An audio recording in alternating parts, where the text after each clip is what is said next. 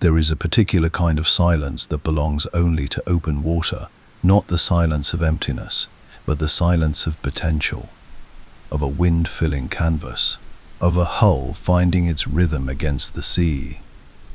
It is the silence that, for 3 centuries, carried the world's commerce across its surface. And at the center of that story, quietly, almost humbly, sits one of the most consequential vessels ever built. A ship that most people have never heard of. A ship that did not win famous battles, that bore no admiral's flag, that fired no legendary broadside. It was, in almost every outward sense, an ordinary ship. And yet it changed everything. It was called the Fluyt, pronounced, in the old Dutch tongue, something close to Fluyt, a word that carries within it a sense of ease, of smooth passage, of something designed not for glory but for purpose. And purpose, as it turns out, is often more powerful than glory. By the middle of the 17th century, the Dutch Republic was the most commercially dominant nation on earth. A small, low-lying country with no great mountains, no deep rivers, no particular natural wealth, and a population that would barely fill a modest modern city. Yet it controlled the flow of goods from the Baltic to the Spice Islands, from the forests of Scandinavia to the silks of the East. Its merchant fleet was larger than the fleets of England, France, and Spain combined. Its trading company, the VOC, was the most powerful corporation the world had yet seen, and the instrument that made almost all of it possible was the Fluyt. The story of how this vessel came to be begins, as so many great innovations do, not with genius, but with pressure, economic pressure, the quiet, grinding pressure of needing to do something better, faster, and for less money than the competition. It was the late 16th century. The Dutch were beginning to emerge from under the long shadow of Spanish Habsburg rule, fighting for their independence in what would become the 80 Years' War. Their merchants, always resourceful, were already deeply embedded in the carrying trade of Northern Europe, moving grain from the Baltic ports down through the straits, supplying timber, salt, fish, and cloth across a network of ports that stretched from Danzig to Lisbon. They were good at this. They had been doing it for generations, but they were doing it with ships that were, by design, built for many things at once. Ships that carried guns and cargo, soldiers and spices, all in the same creaking hull. Ships built to fight as much as to float. And in the 1590s, in the shipyards of the town of Hoorn on the shores of the Zuiderzee, someone began to ask a different question. What if a ship did not need to fight at all? What if you stripped away every concession to warfare? The heavy gun decks, the towering fore and aft castles, the extra weight of cannon and crew, and built something that existed only to carry, only to move goods from one port to another as efficiently as the laws of physics and the knowledge of the age would allow. Before we continue, if these stories have become part of your nights, consider subscribing to the channel as we prepare another story for you. Thank you, and enjoy the rest of the story. The answer was the Fluyt. And it was, by the standards of its time, almost shockingly radical. Where other ships were built wide and tall, proud, bristling things, the Fluyt was built long and lean and deep. Its belly was rounded, almost barrel-like, to hold as much cargo as possible. Its deck was narrow, deliberately so, because the sound toll, the tax levied by Denmark on every ship passing through the straits at Øresund, was calculated by deck width. The builders of the Fluyt had studied that tax and built a ship designed at every angle to cheat it legally. Below the waterline, the hull swelled outward in a wide, generous curve. Above it, the sides curved back inward, tapering to a deck so narrow that a tall man could almost touch both rails at once. More cargo below, less tax above. It was, in the most elegant sense, an act of commercial architecture. The rigging, too, was reimagined.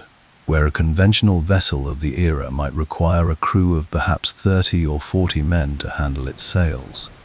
The Fluyt was fitted with simple, manageable blocks and tackle, early examples of what sailors call mechanical advantage.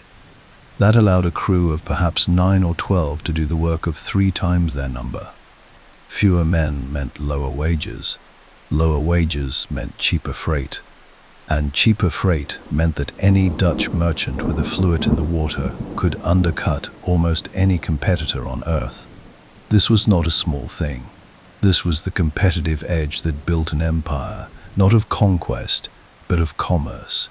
And over the next century, thousands of Fluyts would slide down the slipways of Dutch yards, each one a quiet revolution made of oak and hemp and canvas, each one carrying within its rounded hull the accumulated genius of a people who had looked at the sea and decided simply to be better at it than anyone else. What follows is the story of that ship, where it came from, how it sailed, who sailed it, and what it made possible. It is a story of ingenuity and ambition, of spice routes and timber roads, of a nation that mastered not the art of war, but the art of getting things from one place to another, reliably, cheaply, and on time. It is, in its own quiet way, one of the great stories of the modern world. To understand what made the Fluyt remarkable, you have to first understand what a ship was expected to be in the 16th century. Because in that age, a merchant vessel was never purely a merchant vessel. It was always, at least in some degree, a warship waiting to happen. Every major seafaring nation of the era, Portugal, Spain, England, built its trading ships with one eye perpetually on the horizon, watching for pirates, for privateers, for the hostile fleets of rival crowns. A ship that could not defend itself was a ship that invited attack, and so merchant vessels were built heavy, built tall, built with gun ports cut into their sides and platforms raised fore and aft so that soldiers could fire down upon boarding parties. They bristled. They loomed. They were, by their very nature, a compromise between commerce and combat, and like most compromises, they served neither purpose as well as they might have. The Dutch, by the late 1500s, had grown quietly impatient with this compromise. Their traders were not soldiers. Their wealth did not come from conquest or from the seizure of prizes on the open sea. It came from volume, from the steady, unglamorous movement of bulk goods across the waters of northern Europe. Grain from Danzig, timber from the forests of Norway, salt from the Iberian coast, cloth from the looms of Flanders. None of these things required a cannon to deliver. What they required was space and reliability, and the kind of operational efficiency that shaved a guilder here and a guilder there, until the margin between profit and loss opened wide enough to build a dynasty on. And so, in the yards of Hoorn, and soon after, in the great shipbuilding centers of Zaandam and Amsterdam and the islands of the Zuiderzee, a new kind of thinking took hold. Strip it back, take the ship down to its essential purpose, then build outward from there. No gun decks, no soldiers' platforms, no towering castles of timber front and rear that caught the wind and made the vessel sluggish and hard to steer. Just hull, just sail, just cargo. The Fluyt was not designed to impress. It was designed to work. And there is a beauty in that, in the way a thing becomes elegant when every part of it is exactly what it needs to be, and nothing more. The hull itself was the first and most startling departure. A typical vessel of the era was built with what shipwrights call tumble home, a gradual narrowing of the upper hull as it rose from the waterline. But the Fluyt took this principle to a degree that seemed almost comic to those who first encountered it. Below the surface, the hull swelled outward in a wide, generous roundness, like the belly of a well-fed merchant himself. At the waterline it was broad and stable, but as the sides rose, they curved back inward quite dramatically, so that by the time you reached the deck, the The width had reduced to something remarkably slender. Contemporary observers sometimes compared it to a half-inflated bladder, or a pear sitting upright. It was not a beautiful shape, in the way that a sleek warship might be called beautiful, but it was an extraordinarily intelligent one. The reason for this shape was threefold. First, and most immediately practical, the sound toll. The toll levied at Öresund, the narrow strait between Denmark and what is now Sweden, was the unavoidable price of access to the Baltic Sea, and therefore to the grain and timber trades that formed the backbone of Dutch commercial wealth. That toll was calculated, in part, by the width of a ship's deck. A wider deck meant a higher tax, and so Dutch shipwrights built the upper hull narrow, legally and systematically reducing the tax burden on every single voyage. The wide belly below the waterline was invisible to the toll collector. The narrow deck above it was the only measurement that counted. It was not fraud. It was geometry applied to commerce with exceptional precision. Second, the rounded hull shape created an interior hold of extraordinary volume relative to the ship's overall dimensions. The Fluyt was typically somewhere between 80 and 150 feet in length, and perhaps 20 to 25 feet at its widest below the waterline. But the curved, barrel-like cross-section of that hull packed in a cargo capacity that far exceeded what a more conventional vessel of similar length could manage. Contemporary accounts describe Fluyt captains loading quantities of grain or stacks of timber or barrels of herring that would have been impossible in a ship of comparable size built on traditional lines. The hold was deep and wide and mostly clear, uninterrupted by the internal structures that gun decks and fighting platforms would have demanded. Third, and perhaps most subtly, the shape gave the Fluyt a natural buoyancy and stability that made it an exceptionally seaworthy vessel in the kind of conditions that the North Sea and the Baltic routinely produced: short, steep breaking waves, sudden squalls, the low grey skies of northern latitudes where the weather could change within a single watch. The rounded hull rode these seas with a rolling, steady motion that experienced sailors learned to trust. A well-laden Fluyt in a North Sea chop did not fight the water. It moved with it, patient, rounded, purposeful, the way a stone that has been long in a river learns to let the current pass around it. But the hull was only part of the story. The rigging of the Fluyt was, in its own way, just as revolutionary. A large ship of the mid-16th century, a carrack, a galleon, a great Portuguese nao, required a substantial crew simply to manage its sails. The lines were heavy, the blocks primitive, the mechanical advantage offered by the running rigging minimal, moving a yard, furling a sail, tacking in a fresh breeze. These were feats of collective muscle, requiring men aloft in numbers and men below hauling in concert. Crew was a ship's single greatest operating expense. Wages, food, the attrition of sickness and accident and desertion. These costs ate into the profit of every voyage. And because every ship needed a large crew to sail it, every cargo had to bear the weight of that expense. The Fluyt's designers addressed this with a systematic rethinking of how a ship's rigging worked. They simplified the sail plan, reducing the number of masts to typically 3, with square sails on the fore and main and a latine on the mizzen. And they fitted the running rigging with an increased number of blocks and pulleys arranged to give a single man, or 2, the mechanical advantage needed to do work that might otherwise require 5 or 6. The yards were lighter, the sails were manageable in sections, and a series of windlasses and capstans, strategically positioned, allowed the small crew to handle anchoring, loading, and sail adjustment with a fraction of the manpower a competitor vessel would have required. The result was a ship that could be sailed in ordinary conditions on familiar routes by as few as 9 or 10 men. Some accounts suggest even fewer on shorter passages. Compare this to the 30, 40, or 50 men that a comparable Spanish or English merchant vessel might carry And the arithmetic becomes staggering. A Dutch merchant operating a Fluyt on a Baltic run was paying wages for a tenth of the workforce his rivals needed. That saving, compounded across a fleet of dozens or hundreds of ships, across seasons and years and decades, produced the kind of structural commercial advantage that no amount of individual cleverness or political maneuvering could easily overcome.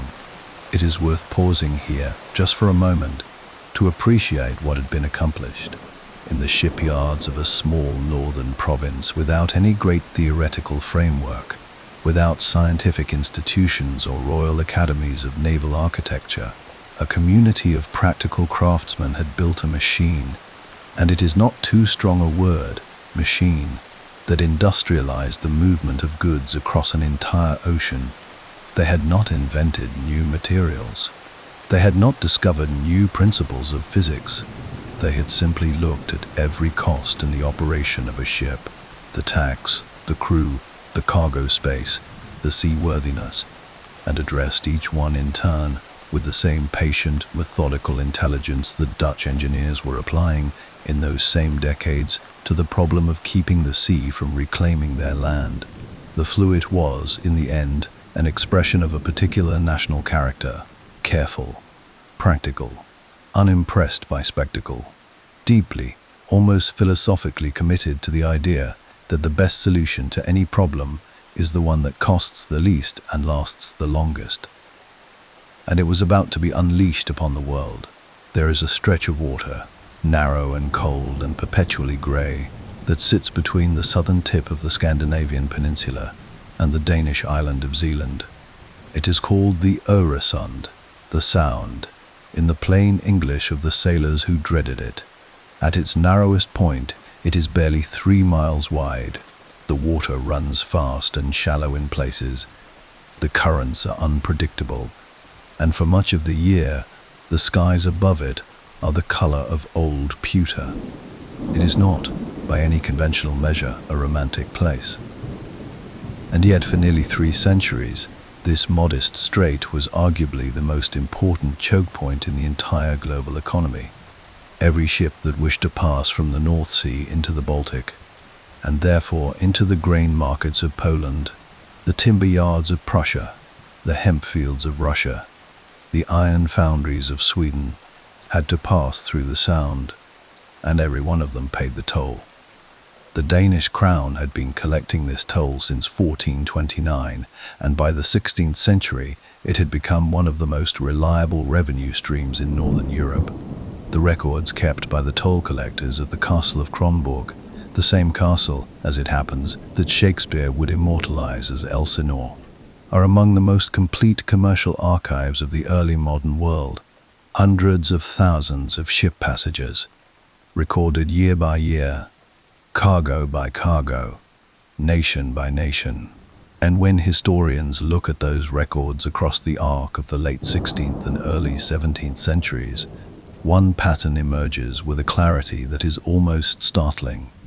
The Dutch are everywhere. At the peak of their dominance, Dutch vessels accounted for somewhere between 60 and 80% of all traffic passing through the Sound in any given year. Not a majority, not a plurality, a near monopoly. In some years, the toll records show more Dutch ships passing in a single month than English or French ships passing in an entire season. And the vast majority of those Dutch ships, the workhorses of that astonishing commercial fleet, were Fluyts. The Dutch did not dominate the Baltic trade because they were bolder than their rivals, or better connected, or more ruthless. They dominated it because they were cheaper, and they were cheaper because of the Fluyt. The trade itself, what Dutch merchants of the era called the moeder gotier, the mother trade, was built on the movement of a handful of essential bulk commodities, grain above all. The rye and wheat of Poland and the Baltic littoral fed much of southern and western Europe, and the cities of Amsterdam and Hoorn sat astride the route along which it all had to pass. But grain was only the beginning. Timber for the shipyards of England and France and Spain, who were consuming their own forests faster than they could replant them. Naval stores, tar, pitch, hemp, flax, without which no sailing ship could be maintained. Copper and iron from the Swedish mines. Saltfish, dried and barreled, moving in the opposite direction. Salt itself from the Iberian coast, sailing north to the curing houses of the herring ports.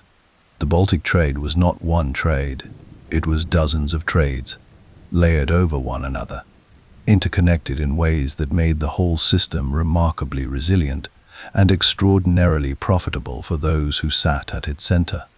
And sitting at the center required, above all, ships. Ships that could carry large quantities of heavy, low-value cargo at a freight rate low enough to make the economics work. A load of rye from Danzig was not worth very much per unit. Profit came from volume, and volume came from carrying as much as possible, as cheaply as possible, as many times in a season as the weather and the tides would allow.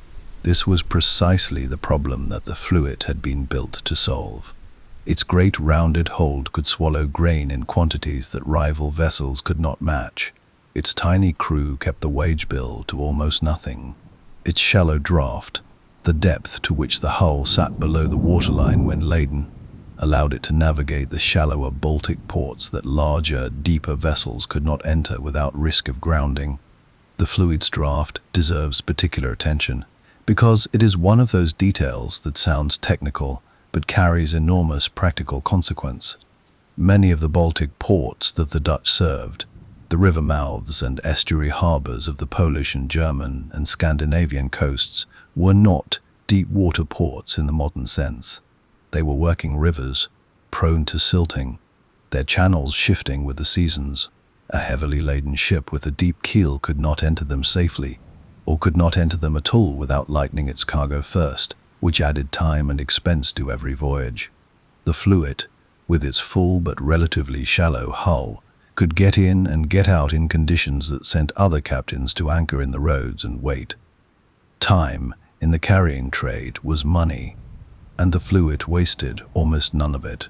To watch a convoy of Fluyts working its way out of a Baltic river mouth on a morning tide, low in the water, their rounded sides dark with tar, their modest sail plans filling in the offshore breeze, was to watch the Dutch economy breathing. The volume of this trade, sustained over decades, produced consequences that rippled far beyond the counting houses of Amsterdam. The first and most immediate was the creation of what economic historians sometimes call a freight rate revolution.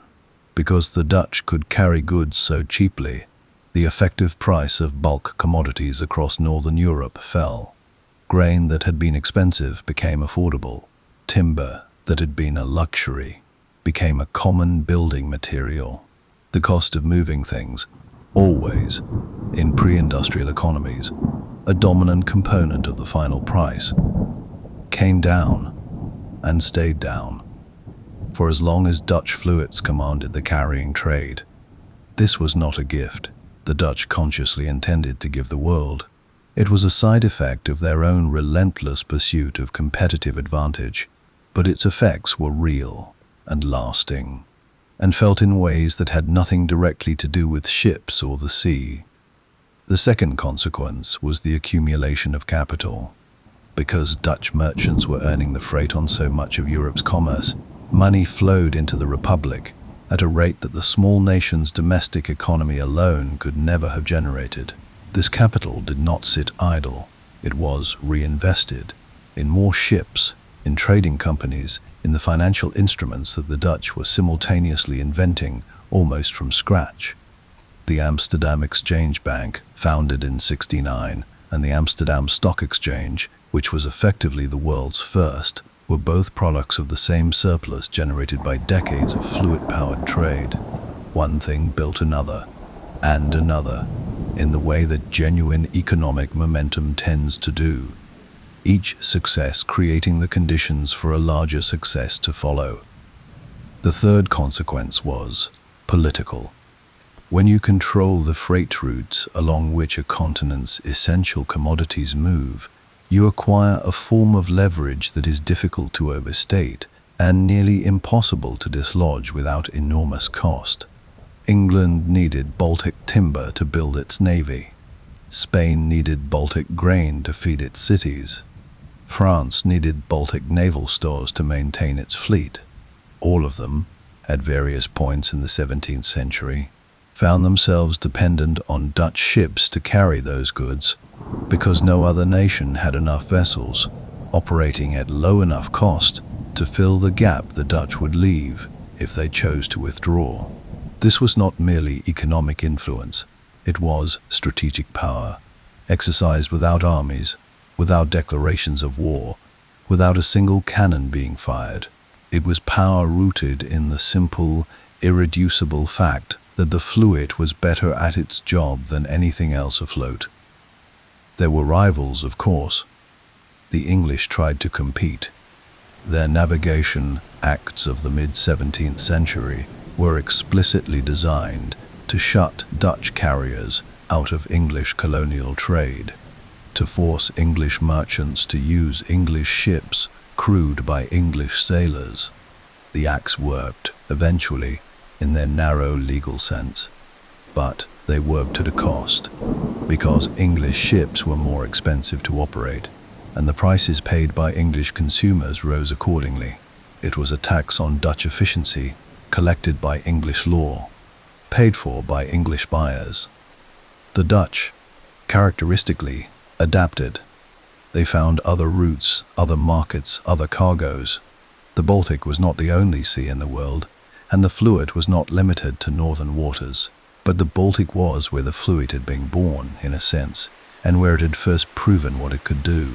And even as Dutch commercial attention began to shift south and east, toward the Mediterranean, toward the Indian Ocean, toward the islands of the Spice Archipelago, the northern trade never stopped. Season after season, decade after decade, the Fluyts moved through the Sound. The toll collectors at Kronborg kept writing in their ledgers. The grain moved south and west. The timber moved toward the yards. The salt moved north. And the money, quiet, patient, compounding, moved toward Amsterdam. It was, in its own unhurried way, one of the great economic engines of the early modern world. And it ran, at its heart, on oak and canvas, and the genius of a hull that knew exactly what it needed to be. Nutmeg, in the early 17th century, was worth more than its weight in gold. Not figuratively, literally. A small sack of dried nutmeg kernels, sourced from the volcanic islands of the Banda Archipelago in the eastern reaches of what we now call Indonesia, could be purchased there for almost nothing. A few lengths of cloth, a handful of iron nails, some colored beads, and sold in the markets of Amsterdam or London for a price that represented a markup of several thousand%. The same was true of cloves, of mace, of pepper, of cinnamon. These spices, which today sit unremarkably on kitchen shelves across the world, were in that era among the most valuable commodities on earth. They preserved food and masked its decay. They were used in medicine, in perfume, in religious ritual. They were a luxury that the wealthy of Europe craved with an intensity that is difficult, from our present vantage, to fully appreciate. And they grew, almost exclusively, in a small cluster of tropical islands at the far end of the world. The Portuguese had found the route there first, rounding the southern tip of Africa and sailing northeast across the Indian Ocean to the ports of Calicut and Goa, and, eventually, the Moluccas. For most of the 16th century, Lisbon had controlled the spice trade with a grip that was both commercial and military. Fortified trading posts, armed carracks, the threat of violence applied to any competitor who attempted to break in. The margins were extraordinary, and Portugal defended them accordingly. But by the 1590s, Portugal's grip was weakening. The union of the Portuguese and Spanish crowns in 1580 had brought the Iberian empires together under one roof, which had the incidental effect of making Portugal's overseas assets vulnerable to anyone at war with Spain. The Dutch, deep in their struggle for independence, were very much at war with Spain, and Dutch merchants, who had for decades been serving as the middlemen who distributed Portuguese spices across northern Europe, now found themselves cut off from that supply. The Spanish crown having decided that the profits of the spice trade should no longer flow through the hands of rebellious Protestants in the north. The Dutch response was characteristic. If the spices would not come to them, they would go to the spices.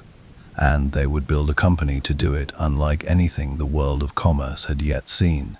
The Verenigde Oost Indische Compagnie, the United East India Company, known by its initials as the VOC, was chartered by the States General of the Dutch Republic in 1602.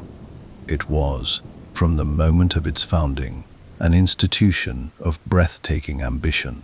It had the power to wage war, to conclude treaties, to establish colonies, to mint its own coins, to administer justice in the territories it controlled. It was, in effect, a sovereign state operating under a commercial charter, a corporation dressed in the clothing of an empire. And it needed ships, many ships, ships that could survive a voyage of 10,000 miles through waters that range from the grey chop of the North Sea to the equatorial violence of the Indian Ocean, carrying enough cargo to justify the cost and the risk of the journey. The VOC's primary vessel for the long-haul route to Asia was a ship type called the Retour ship, the return ship, a large, purpose-built vessel designed specifically for the Cape route, heavier and more strongly armed than a standard Fluyt, capable of defending itself against pirates and rival fleets in waters far from any friendly port. These were impressive vessels, but they were expensive, and they were, by the standards of the Fluyt, wildly inefficient in their use of crew and cargo space relative to their size. The Fluyt itself was not, strictly speaking, the VOC's flagship vessel, but it was everywhere in the VOC's world nonetheless. It served as the workhorse of the intra-Asian trade, the network of shorter routes that connected the VOC's Asian ports to one another, moving goods from one part of the empire to another within the Indian Ocean basin. Batavia, on the island of Java, which the Dutch had established as their Asian headquarters in 1690, sat at the center of this network. From Batavia, Fluyts and Fluyt-derived vessels carried cloth from Coromandel to Malacca, carried tin from Perak to Japan, carried rice from Bengal to the Spice Islands, carried copper from Japan back to Batavia. The network was vast, and the Fluyt's combination of large cargo capacity and small crew made it the natural choice for routes where piracy was manageable, where the seas were known, and where cost efficiency mattered more than firepower. The VOC did not conquer Asia with cannon alone. It conquered Asia with logistics, with the ability to move more goods between more ports at lower cost than any rival power could match. And logistics, in the 17th century, meant Fluyts. There is a particular episode in the VOC's early history that illuminates this dynamic with unusual clarity.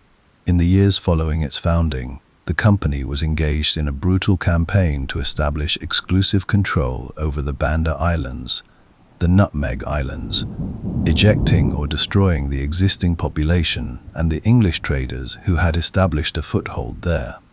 It was a dark chapter, morally indefensible by any standard, and it was carried out with a ruthlessness that the VOC's directors in Amsterdam preferred not to examine too closely, provided the ledgers continued to balance.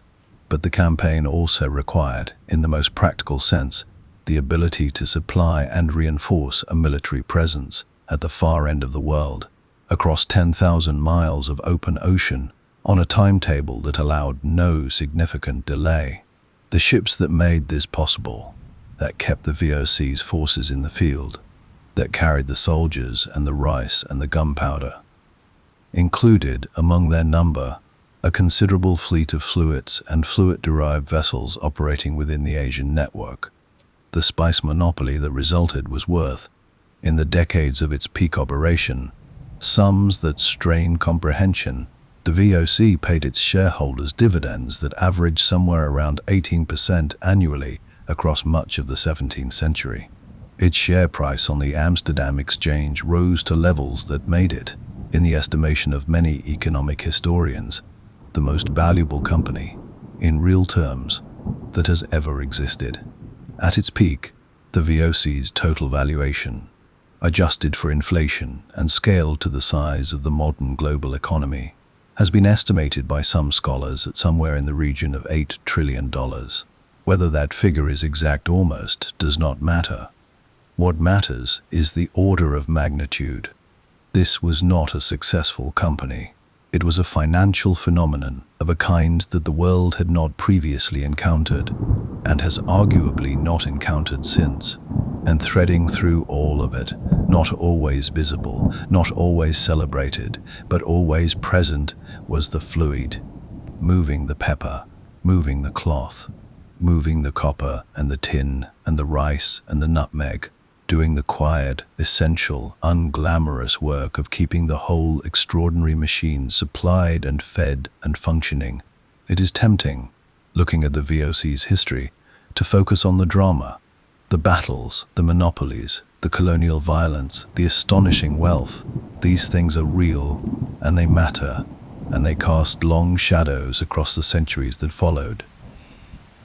But beneath the drama, sustaining it, making it possible at every practical level, was a problem of transport.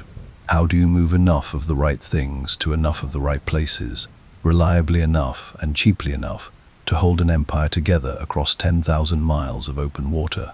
The Dutch answered that question in the yards of Hoorn and Zaandam, in the years before the VOC existed, before the Banda massacre, before the dividends and the share prices and the extraordinary accumulation of wealth.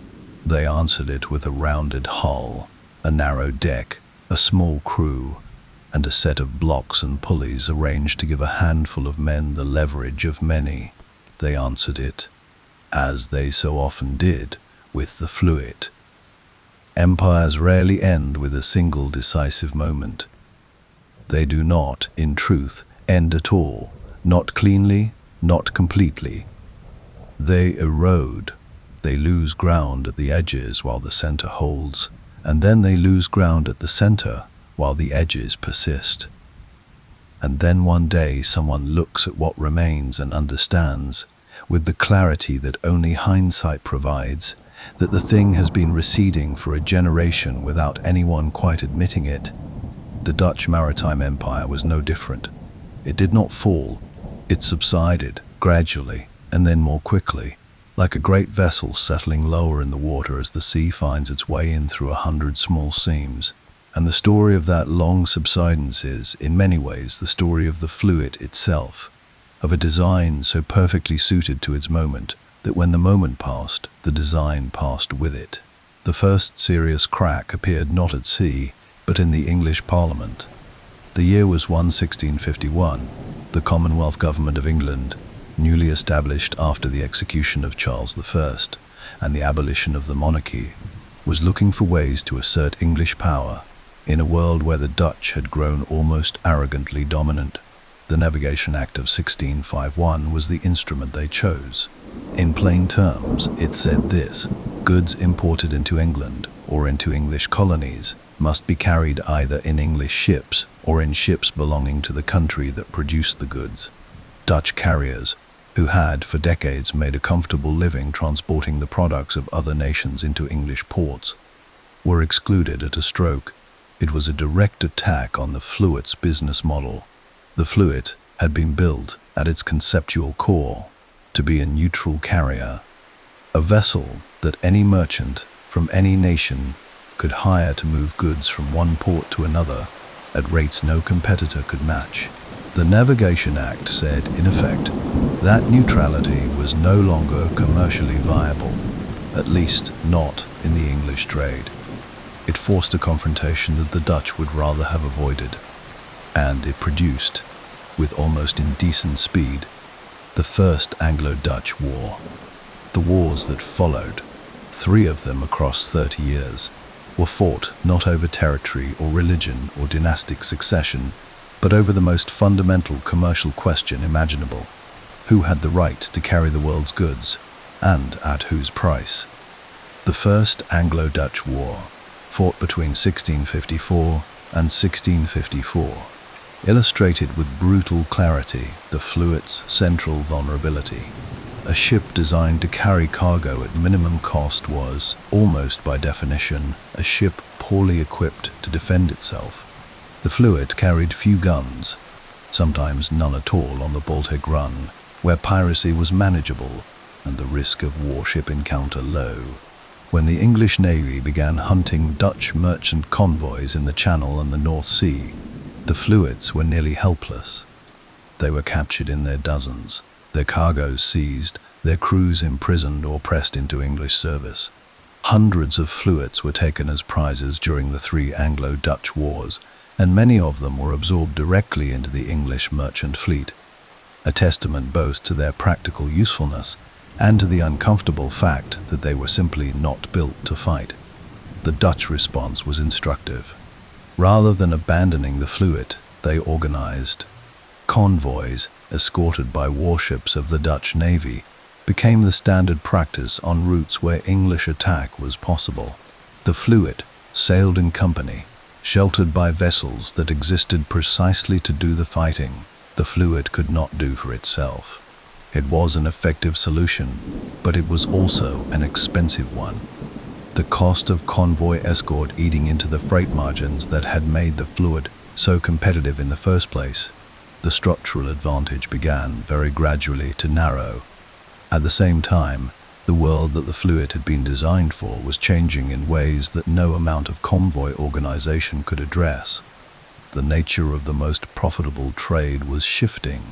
The bulk carrying of grain and timber and salt, the mother trade of the Baltic, remained important and remained profitable for much of the 17th century.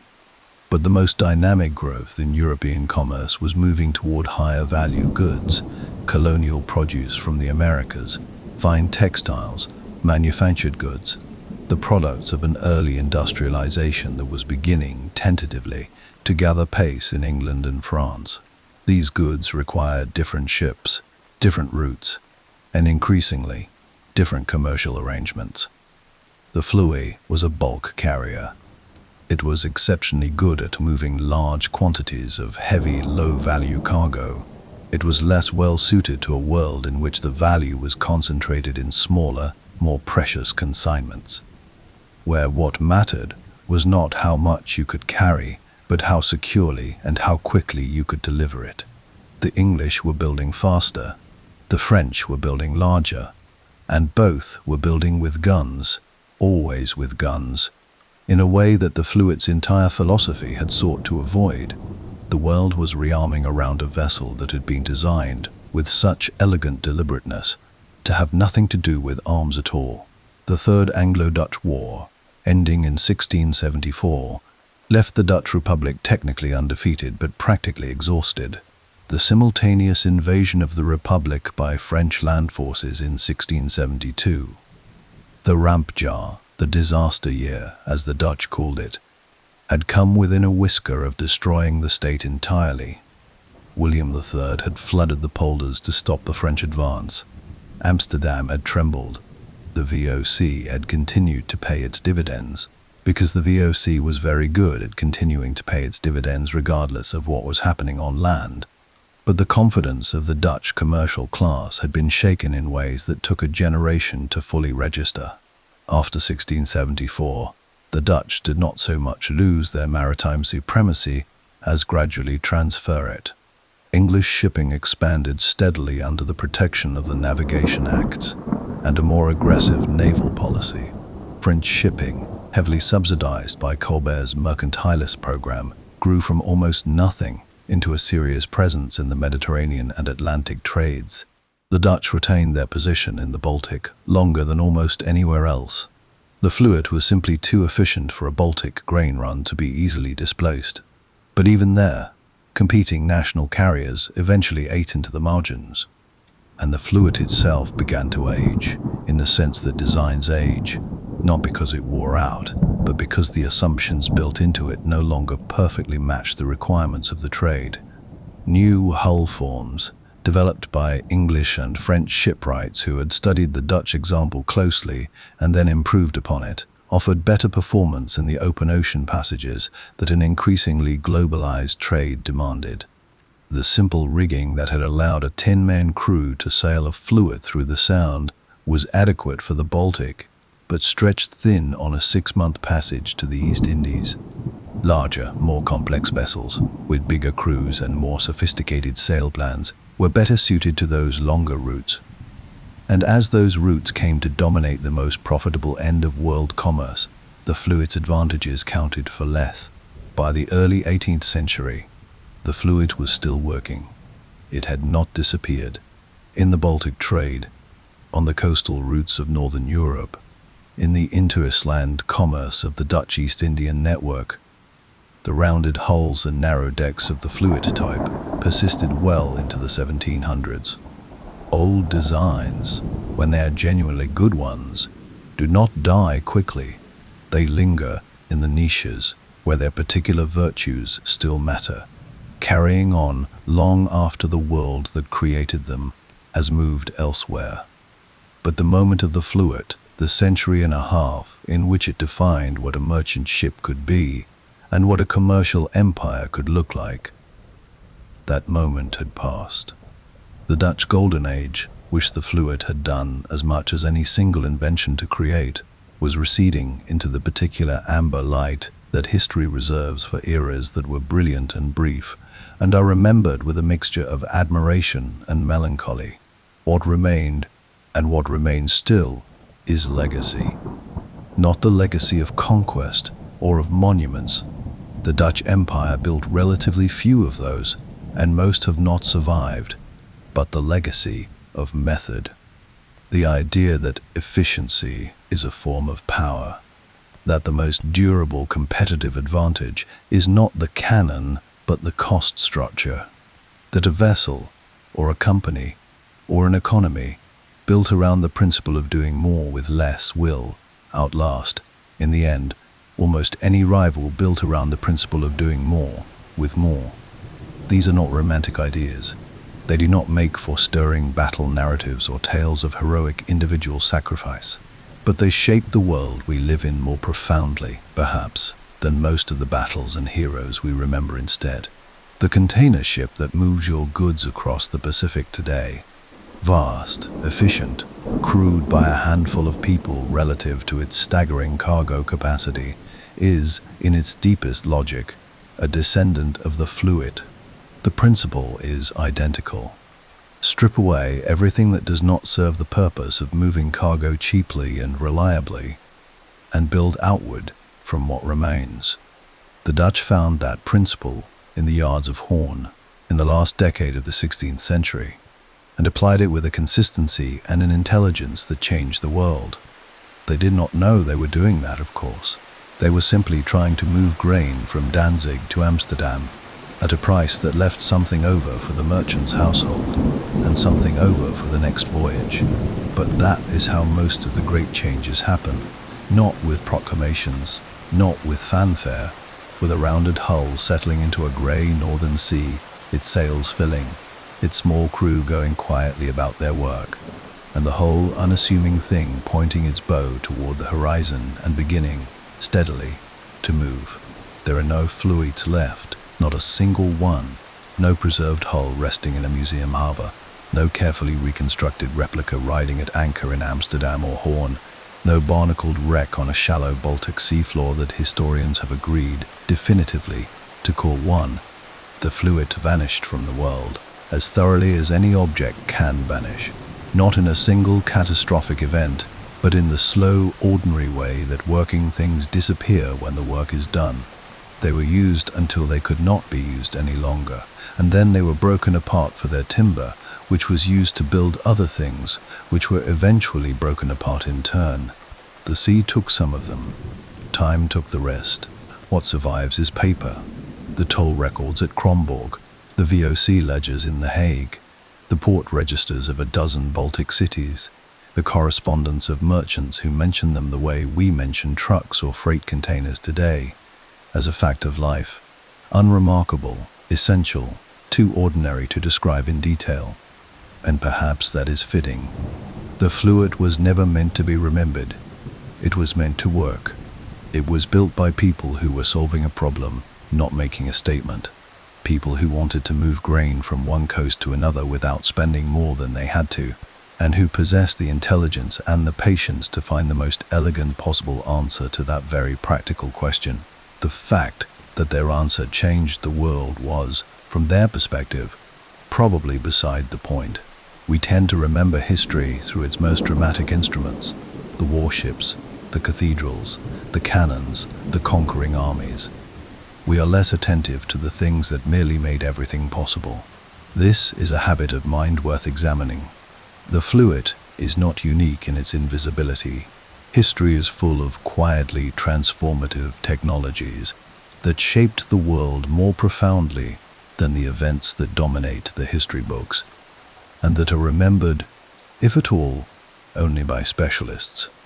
The three-field crop rotation that fed medieval Europe, the printing press's distribution networks as distinct from the press itself, the humble bill of lading, that piece of paper that made it possible to trade across distances too great for a handshake, and that underpins every commercial transaction in the modern world.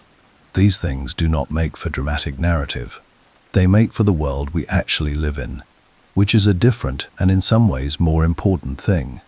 The Fluyt belongs in that company. Its contribution to the modern world was not a battle won or a territory claimed. It was a cost reduced, a margin opened, a system of exchange made accessible to more people across greater distances at lower prices, and in doing so, drawing more of the world into a single interlocking economy whose outlines, for better and for worse, we still inhabit today.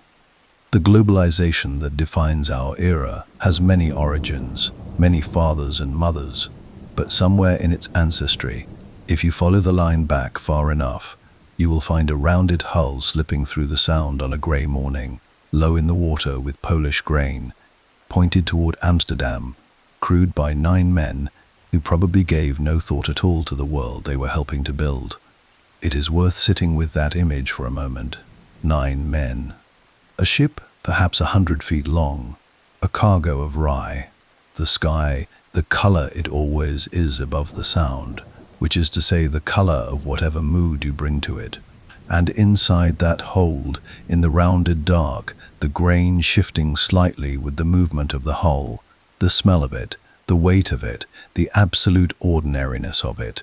Something that had been grown in a Polish field was making its way toward a Dutch table, and the distance between those two places was, because of this ship and 10,000 others like it, smaller than it had ever been before. Distance is the oldest enemy of trade, of understanding, of human connection itself. Every technology that shrinks it, every ship, every road, every cable laid across an ocean floor, changes what it means to be alive in the world. The Fluyt shrank it, in its time, more effectively than almost anything that had come before.